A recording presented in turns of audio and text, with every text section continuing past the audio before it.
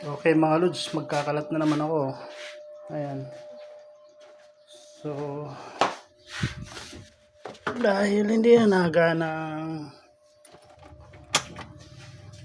busina ni Batman, gagawa tayo ng separate. Baka dito natin ilagay. Tapos ito na lang yung ating gagamiting switch.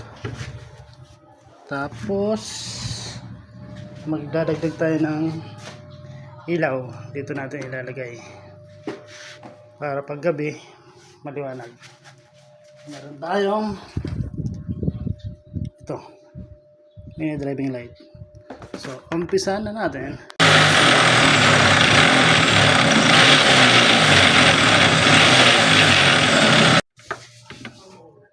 Okay, dito na nailagay na natin yung momentary switch.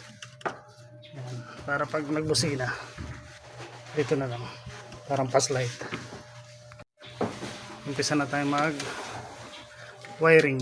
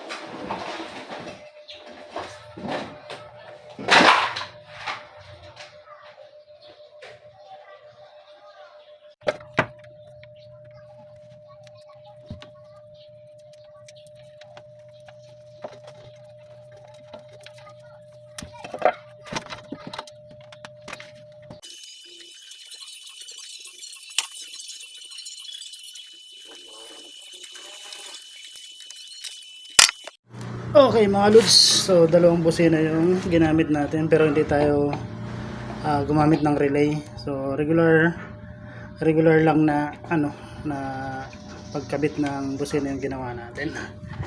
So ayan, try na natin kung gumana ba yung gawa natin. So sususian na natin. Tapos ito yung ginamit nating switch. Ayos, lakas. Okay na mga lods.